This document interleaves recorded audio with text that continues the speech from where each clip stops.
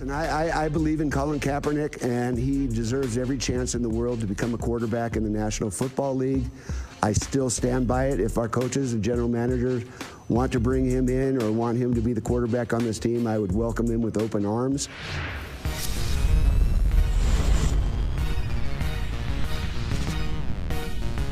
That was 4 weeks ago. Mark Davis, the owner of the Las Vegas Raiders, opening the door for his football team, if the coach and the GM so desire, to take a closer look at Colin Kaepernick. And this one came out of the blue on Wednesday afternoon. The Las Vegas Raiders working out Colin Kaepernick. The first workout he has received since becoming a free agent in 2017. Not a single team had even brought him in for a workout. The Seahawks brought him in for a visit, no workout. And the conclusion was, well, he's a starting quarterback in this league. We have a starting quarterback, so we have no use for him. Never mind the whole always compete motto that the Seahawks embrace. Always compete, except at the quarterback position, where we have some concern that there'd be some guys in the locker room that would think Colin Kaepernick is better than our current starter, and then we'd have a problem. That's why the Seahawks didn't want anything to do with Colin Kaepernick in 2017. That's the truth there. I don't know why they don't want anything to do with him now, because he'd be the best option they have, quite frankly, if he had a chance to learn the offense and get up to speed. If he still has the abilities he had 5 years ago, he's better than Geno Smith and Drew Lock right now, I think. I don't know. Maybe you disagree with me. But well, they should at least, right now, I totally they should at least bring him in. Yeah, but they should at least bring him in and see what he can do. Well, at least bring him in and see what he can do. Sure, I'm like, it's awesome day that this is happening. I mean, it's well overdue. No, I'm not ready to join you in that he's better than Geno Smith and Drew Lock at this point right now. No, definitely not ready to say that. Does he have the potential to be better than them? Certainly, we know that for sure. Yes, no doubt about it. But again, this is a little bit more than just, hey, getting back and riding on the bike here and like, oh, I got it, no problem. This is like, we've never seen a quarterback take this amount of time off or have this amount of time off and go this long. So that's where it's different. And didn't do it by choice, though. That's the problem I keep having with this. He's harmed by his absence, but his absence was wrongfully imposed upon him. And we had this conversation a couple of years ago. There's a certain point where he's out for so long, he's no longer desirable, but it's not his fault that he's been out for so long. No, I know. It is. It's like, the cart or the horse or the chicken or the egg. I know. It's bullcrap. It's totally bullcrap from that standpoint, 100%. But the fact of the matter is, we see quarterbacks every year who miss 2 or 3 weeks, and then it takes them a few weeks to get back going again and playing good. We saw Russell Wilson this year miss a few games, come back. I know he wasn't totally 100% when he came back, but really was not himself for 5 or 6 weeks because of the absence. So that's where I'm saying. But as far as the story itself and him getting the chance to work out, come on. He's been screwed over like nobody else in the history of football from that standpoint.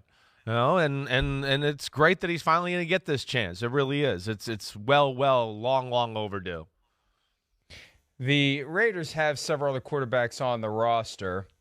They acquired Jarrett Stidham from the Patriots 2 weeks ago. Yeah. They also have Nick Mullins and Chase Garbers behind starter Derek Carr. And look, I don't view this as the ideal fit for what Colin Kaepernick wants to do, because he said this on the I Am Athlete podcast a few weeks back, and I thought that maybe it would hurt him in getting an opportunity, because he said, I'm willing to come in on basically the ground floor. It's not an exact quote, but close enough.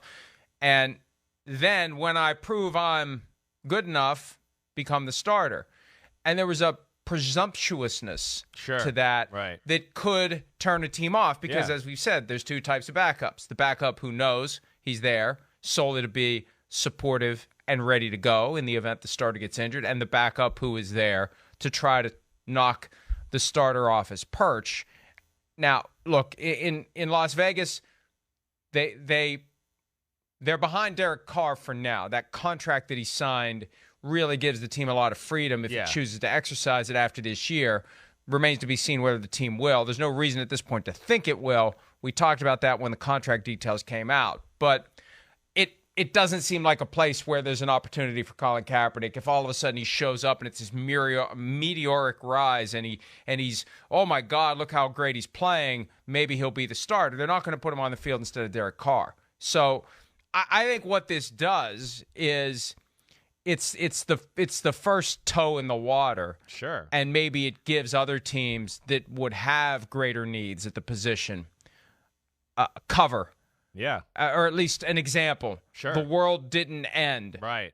The Raiders are still a team. There your wasn't season anarchy tickets weren't all yes, cancer. Right. Yes. Yeah. So that's the potential benefit to it. And that's why I admire Mark Davis, Dave Ziegler, Josh McDaniels for doing this, because I don't think they really need him, but they've opened the door for the teams that maybe do to follow them through it. Yeah, they break the ice. They break the barriers. No doubt about it. I mean, I'm with you. This is, I think, one, great for the NFL.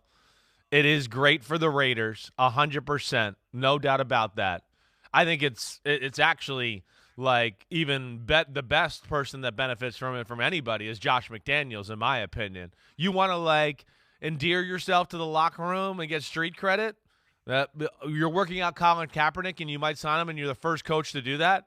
Damn, he's gonna have guys in his locker room that might have been like giving them a side eye or how's this New England way that are now gonna go into his corner and be like, all right, Josh McDaniels is cool with me. This is a big move that he's even giving this guy a chance when the rest of the NFL won't. So that's where it's cool.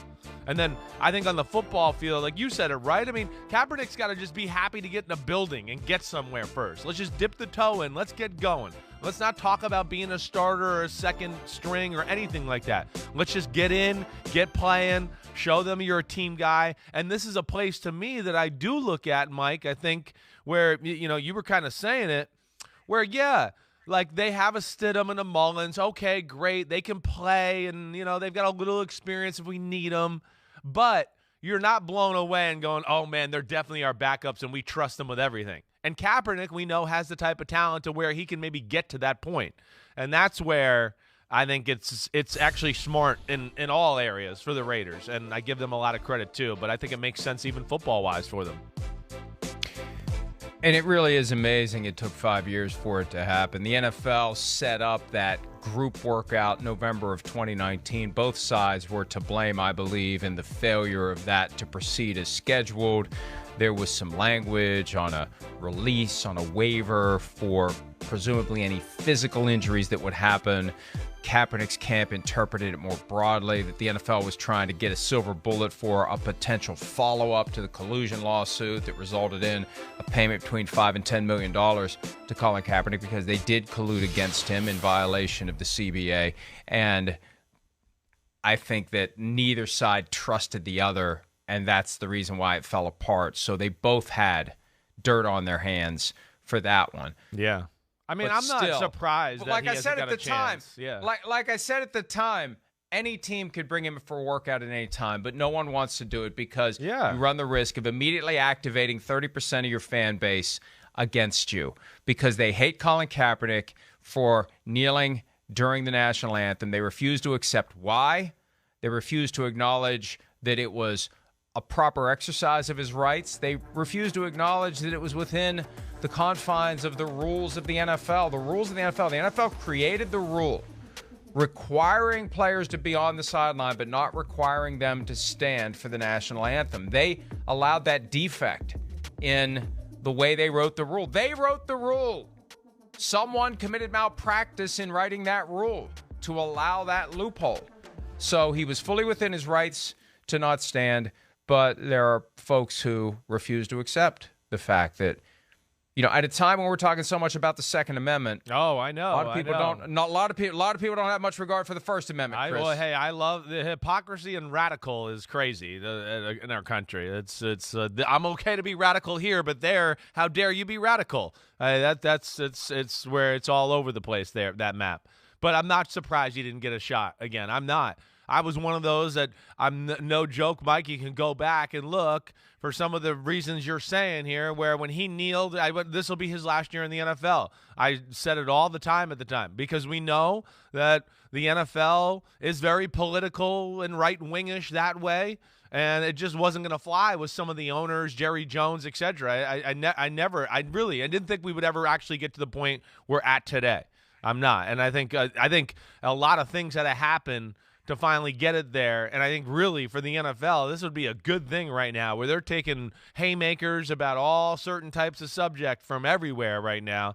This is one where maybe you get the goodwill of the people back on your side a little bit here, and I think that's really where it's good. I do want to ask you this, Mike.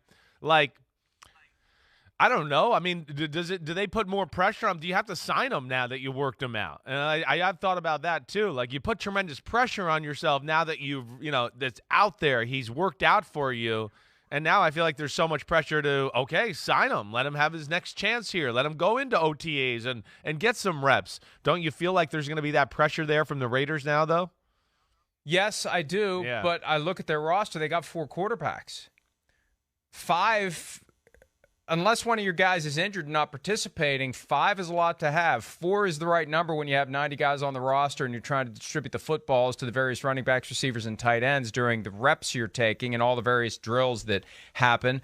So somebody would have to go. Would Chase Garber go? Would Nick Mullins go? Jarrett Stidham just got there, and they had to give up low-end draft pick compensation to get him, and there's familiarity there between Stidham and the coaching staff. So I think that when you step into that spotlight of working out Colin Kaepernick, number one, right, you're going to potentially activate a loud minority of your fan base on one side, and then if you don't sign him, you potentially activate a loud minority or a potentially loud minority of your fan base on the other side. Now, Hi, I'm Mike Tirico, and thanks for watching. Make sure to hit subscribe for the latest news and highlights from NBC Sports.